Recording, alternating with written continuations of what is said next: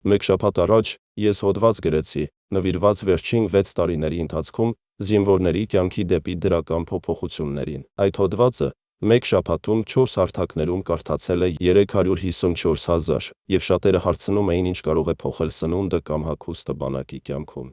Դա մանրուք է, չէ՞։ Իսկ գրում էին հիմնականում Ռուսաստանից և Ղարաբաղից տղամարդիկ, ովքեր երևում է բավական անգրագետ են։ Այդ պատճառով գրում եմ մանրամասն, որպեսզի հասկանաք։ Վերջին 6 տարում հայ զինվորի կյանքում ավելի քան 400 տարբեր բաներ են փոխվել դեպի լավը։ Ավելի քան 400 փաստ, որոնք բարելավել են կյանքի որակը, ամրացրել են բանակը և բառի բուն իմաստով փրկել են կյանքեր։ Մինչև 2018 թվականը մեզ մոտ ամեն տարի ավելի քան 200 զինվոր հիվանդանոց էր ընկնում աղիքների ոլորման Զավրոտքի շոկ պատճառով։ Այն սուր վիճակ է, երբ աղիքը պտտվում է իր առանցքի շուրջը, առաջացնելով անանցանելիություն և արյան շրջանառության խանգարում, ինչը կարող է մահացու լինել առանց շտապ բժշկական միջամտության և բուժման։ Այդ ամենը հիմնականում տեղի էր ունենում Ղարաբաղում և Հայաստանի մարզերի զորամասերում քրոնիկ քաղցի, անորակ սննդի և վատ կերակրացամքի պատճառով։ 2018 թվականից հետո նման խնդիր գրեթե այլևս չի արձանագրվում։ Մինչև 2018 թվականը բանակի անձնակազմի մոտ 35-45%-ը տառապում էր կոշտուկներից և ոտնաթաթերի ցավերից, տառապելով 2 տարի շարունակ։ Բայց երբ կոշիկների առաջամասում և եզրերին դերմանտինը փոխարինվեց բնական կաշվով, այդ խնդիրը գրեթե վերացավ, բացառությամբ այն զինվորների, ում ոտքը ոչ ստանդարտ են կամ ովքեր անփույթ են կոշիկները կրում։ Մինչև 2018 թվականը Ղարաբաղում զինվորները հաճախ մահանում էին ոչ թե քրոնիկ հիվանդություններից, ինչպես ստում էին տեղական պաշտոնյաները, այլ էխինոկոկոզից, լեմտաձև որդի, էխինոկոկ, որը բնակվում է շների,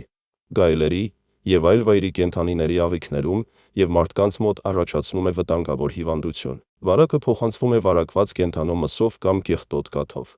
Շատ դեպքերում Ղարաբաղում զինվորներին սովի էին մատնում, և նրանք ստիպված որսում էին վայրի կենդանիներ կամ թռչուններ, որպեսզի հոգան իրենց օրգանիզմի մսի պահանջը։ Զորամասերում սարսափելի հակասանիտարական վիճակ էր, և զինվորները հաճախ խմում կամ ուտում էին չմշակված կաթից պատրաստված սնունդ, ինչի հետևանքով էխինոկոկը ներթափանցում էր թոքեր։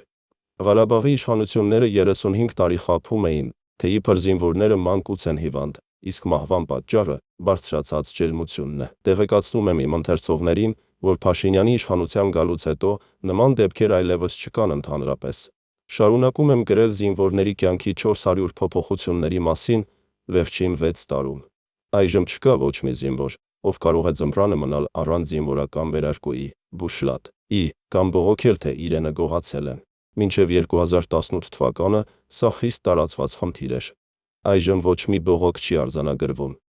Բոլոր զինվորներն առանց բացառության ստանում են հերթական արձակուրդ և մեկնում են հանգստի, հավասար պայմաններով։ Նախկինում նման բան գոյություն չուներ։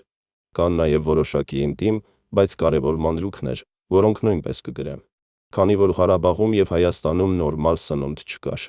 Զինվորները քաղցած էին և ստիպված գումար էին վերցնում ծնողներից, ամեն օր բլիթներ կամ երշիկ դնելու համար։ Նրանք ամիսներով չէին ստանում բջջանյութ, կլետչատկա։ Անբեկանելի փաստ է, մինչև 2018 թվականը բանակի 75%-ը խնդիրներ ուներ հաստ և ուղիղ աղիքի հետ, տառապելով նաև թութքով, հեմորոյով։ Հեմորոյը առաջանում էր բջջանյութի, ճարպերի, սպիտակուցների և ածխաջրերի պակասից։ Փաշինյանի իշխանության գալուց հետո զինվորները յուրաքանչյուր օր, առավոտյան, կեսօրին և երեկոյան ստանում են անհրաժեշտ սնունդ, և այդ ինտիմ, բայց լուրջ խնդիրը գրեթե վերացել է։ Այս ամենը գրում եմ նրանց համար, ովքեր հարցնում են ինչ է փոխվել բանակում Փաշինյանի օրոք։ Ինչ եք կարծում։ Ես պարզապես առանց վերլուծության եմ գրում վերնագրեր ու հոդվածներ։ Կարող եք չհավատալ, բայց ես արդեն 6 տարի օր ու գիշեր ամեն բան ուսումնասիրում եմ, Ա-ից մինչև Ֆ։ Փաշինյանի օրոք զինվորները առաջին անգամ 35 տարվա ընթացքում այլևս պալատներ չեն կառուցում, խոզեր չեն պահում և անտառներում Արթուր Աղաբեկյանի համար փայտ չեն կտրում։ Մեր զինվորը այլևս իրեն չի զգում ստրուկ, ինչպես դա ղարաբաղցիների ամոթալի իշխանության օրոք էր։ Մենք արդեն 6 տարի մեր զինվորներին ազատել ենք այդ նվաստացումից և ստորացումից։ Բոլոր զորավարժությունները բանակում անցկացվում են ժամանակին, և զինվորը այլևս դաշտում անգործ չի նստում։ Անշուշտ, դա նշանակում է, որ նա զբաղված է և ժամանակ չունի վնասակար բաների մասին մտածելու։ 2018 թվականից ի վեր Մենք լիովին վերացրել ենք թոքաբորբից և մրսածությունից մահացությունները։ Նախկինում Տանտու Ղարաբաղում, Տանտու Հայաստանում զինվորները հաճախ մահանում էին թոքաբորբից և անտարբեր վերաբերմունքից։ Զինվորը կարող էր 5-10 օր շարունակ ունենալ բարձր ջերմություն, իսկ ղարաբաղցի հրամանատարները նրան չէին թողնում իջնել հոսպիտալ։ Այժմ նման բան այլևս չկա։ Թեթև հիվանդության դեպքում իսկույն արձագանքում են, չափում են ջերմությունը և բուժում ժամանակին։ Փորձեք խորհել, որքան է փոխվել մեր բանակը և քանի կյանք է փրկվել այս փոփոխությունների արդյունքում։ Գրեթե ամբողջությամբ վերացվել են զինվորների միջև տեղի ունեցող ծեծկռտուքները, վիճաբանությունները և կաշառակերությունը։ Առանձին դեպքերը ուսումնասիրվում են և կանխվում։ Պայքարը քրեական մտածողության դեմ հեշտ չի լինելու, բայց այն շարունակվում է։ Մեզ մոտ մարտական դիրքերում այլևս չկան քաղցած սպաներ և զինվորներ, որոնք նախանձով նայում են հեռվում երևացող գյուղի կամ քաղաքի լույսերին և մտածում՝ գնայի տուն և մի լավ տնական հաց ուտեի։ Այսօր մարտական հերթապահություն կատարող զինվորների մոտ նույնիսկ սնունդ է ավելանում, որը նրանք կարող են նույնիսկ տուն տանել։ Որպեսզի հոդվածը չդառնա մեքսիկական սերիալ, այստեղ կանգ կառնեմ։ Հաջորդ նյութերում կգրեմ ևս մի ամբողջ շարք նշածս 400 կետերից զինվորների կյանքի բարելավման մասին։ Հեղինակ՝ Ռոման Բաղդասարյան։ Նախ Firebird ընկերության ծրագրի և NVIDIA-ի արտանման լիցենզիայի մասին ես ուզում եմ շնորհակալություն հայտնել նախագահ Տրամփին, որովհետև նաև իհարկե այդ ծրագիրը իրականացվում է Վաշինգտոնում օգոստոսի 8-ին ստորագրված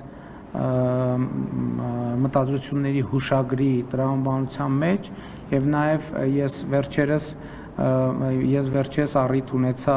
նախագահ Տրամփի հետ խոսել այդ թեմայով, որպեսզի ընթացակարգերի հետ կապված որոշակի մտահոգություններ ունեին ներդրողները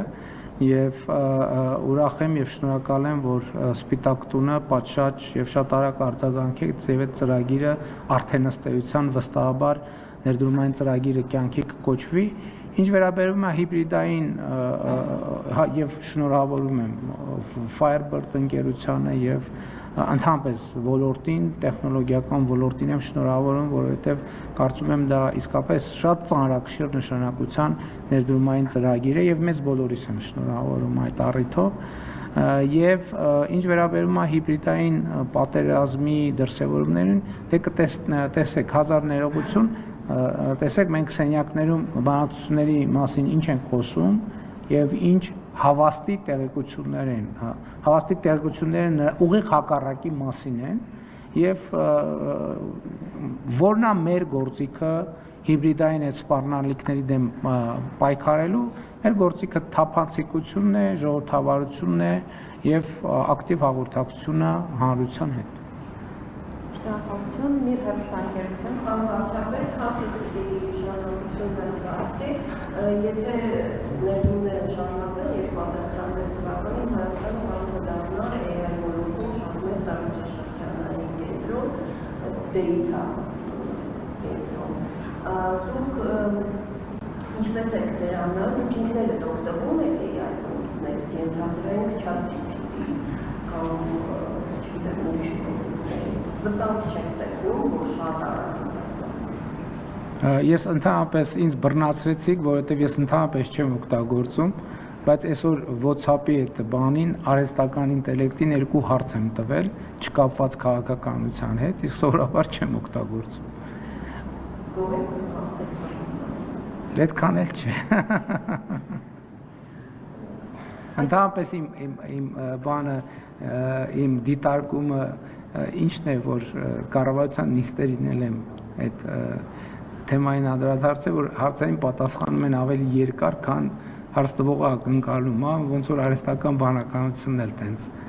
Համենայն դեպս իմ հարցին ավելի երկար պատասխանեց, քան ես ակնկալում էի, երկար տեքստով։ Հաջորդ հարցը Կարեն Ղազարյան, Հանրահայրադիո։ Պարոն վարչապետ, Արևմուտքին ընդառաջ մի շարք կազմակերպություններ և տնտեսագետներ հայտարարում են, որ դուք եք նախագահի առջև պայման եք բերել ապահովելու ոչ միայն 2025-ի ազգային հումքերը, այլև հատիկ 2024 թվականին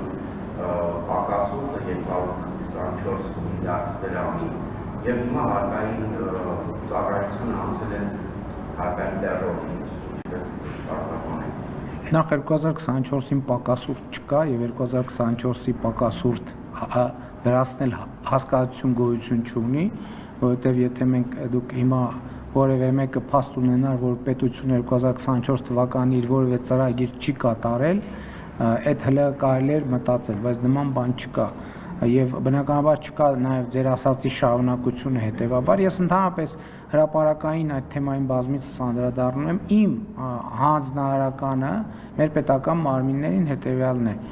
ես ասում եմ որ Հայաստանի Հանրապետության որևէ հարկ վճարող չպետք է հիմք ունենա ասելու որ կառավարությունը կամ հարկային մարմինները իրենցից գանձել են թեկուզ մի լումա ավել շատ հստակ հանձնարարական է, բայց պատկերացրիք, չէ, այսինքն ես ասում եմ, չպետք է լինի տնտեսվարող, որը հիմք ունենա, օբյեկտիվ հիմք ունենա ասելու, որ ՊԵԿ-ը իրենից մի լումա ավել գումար է վերցրել, քան պետք է վերցներ օրենքով նախատեսված կարգով։ Եվ սա շատ հստակ է, երկրորդ, բայց շարունակությունն էլ կա։ Ես ասում եմ, որ չպետք է նաև Հայաստանում լինի հարկային պարտավորություններից խուսափելու որևէ մեխանիզմ եւ պրակտիկա